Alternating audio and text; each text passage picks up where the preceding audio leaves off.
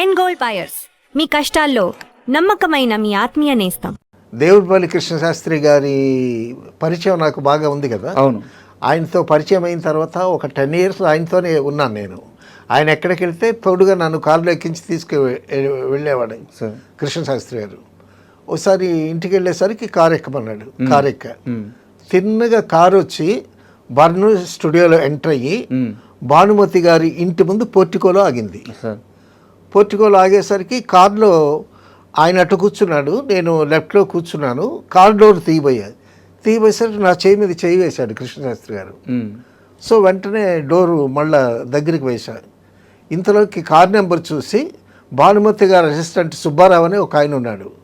ఆయన వెళ్ళి భానుమతి గారితో చెప్పి మా కృష్ణశాస్త్రి గారి బండి వచ్చింది, శాస్త్రి గారు కూడా ఉన్నారు లోపల అని అంటే, ఆవిడ బరబర మెట్లు దిగి వచ్చి కారు డోర్ తెరిచి రండి శాస్త్రి గారు అంటే అప్పుడు ఈయన కాలు కింద పెట్టాడు. సో భానుమతి గారికి కృష్ణశాస్త్రి గారు అంటే అంత గౌరవం, భానుమతి గారన్న కృష్ణశాస్త్రి గారికి అంత అభిమానం. ఎందుకంటే వాళ్ళ జర్నీ మల్లీశ్వర్ నుంచి స్టార్ట్ అయింది. మల్లీశ్వర్ ఒక కళాఖండం, అది భానుమతి గారిని, కృష్ణశాస్త్రి గారిని, రాజేశ్వరరావు గారిని వీళ్ళందరినీ కలిపి ఆ సినిమా చేయటానికి చాలా టైం పట్టింది.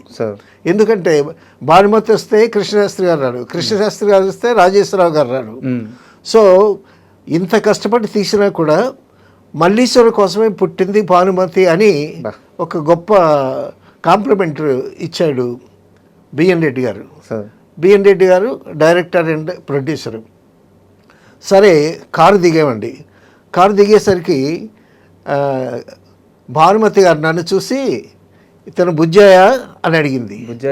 బుజ్జాయ అంటే కృష్ణశాస్త్రి గారి కొడుకు, ఆయన ముద్దు పేరు బుజ్జాయి. బుజ్జాయ అని అడిగింది.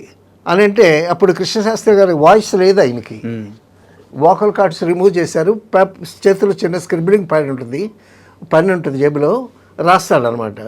బుజ్జాయి అని అడిగితే ఈయన రాశాడు, he's not Bujjai, he's mister Jayakumar, my young friend అని రాశాడు.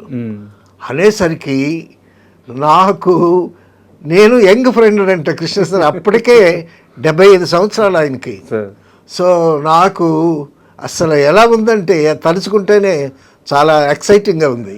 అసిస్టెంట్ అని చెప్పలేదు, ఏమనలేదు, he's mister Jayakumar my young friend అన్నాడు. సో రండి శాస్త్రి గారు అన్న తర్వాత వెళ్ళాం, లోపలికి వెళ్ళి కూర్చున్న తర్వాత అక్కడ భర్త రామకృష్ణ గారు ఉన్నారు. రామకృష్ణ గారిని పరిచయం చేసింది. భరణి గారు కూడా ఉన్నారు, వాళ్ళ అబ్బాయి పేరుతోనే భరణి స్టూడియో, వాళ్ళని పరిచయం చేసింది. పరిచయం చేసిన తర్వాత కూర్చున్న తర్వాత శాస్త్రి గారు ఏదో రాయిపోయాడు. శాస్త్రి గారు మీరేం రాయబాకండి, ముందు మీరేం తాగుతారో చెప్పండి, కాఫీయా, టీయా, బోర్నవిటా, మజ్జిగ అనేసరికి ఈయన తలకాయ అయిపోయాడు. తలకాయ అయిపోయేసరికి 2 గ్లాసుల మజ్జిగ వచ్చింది, తాగిన తర్వాత కూర్చున్న తర్వాత సంభాషణ ఏంటంటే వాళ్ళు వెనక్కి వెళ్ళిపోయారు.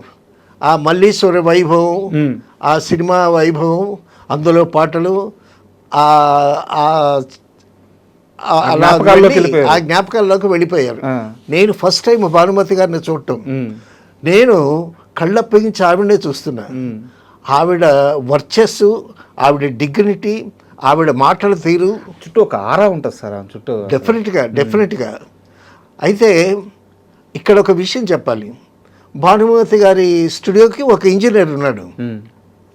ఆయన భానుమతి గారితో అన్నాడంట, అమ్మా మా ఫ్రెండ్ ఒక ఆయన ఉన్నాడు, ఆయన కూడా ఇంజనీరే, మిమ్మల్ని ఎప్పటి నుంచో చూడాలని అంటున్నాడు, ఒకసారి తీసుకురానా అని పర్మిషన్ అడిగాడంట. తీసుకురండి, చూస్తే ఒక పని అయిపోతుంది అంది ఈవిడ. సరే నెక్స్ట్ డే వాళ్ళ ఫ్రెండ్లు ఇంజనీర్, ఈయన ఇంజనీర్, ఇద్దరు కలిసి వచ్చారనమాట.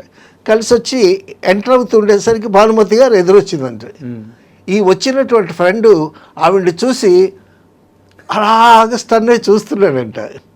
అప్పుడు ఆయన పరిచయం చేశాడు, ఈయనేనంటే మా ఫ్రెండ్ మిమ్మల్ని చూడటానికి వచ్చాడు అని చెప్తే, వచ్చిన దగ్గర నుంచి చూస్తూనే ఉన్నాడుగా, ఇంకేం చూస్తాడు. మీరు కూడా అలాగే చూస్తున్నారా?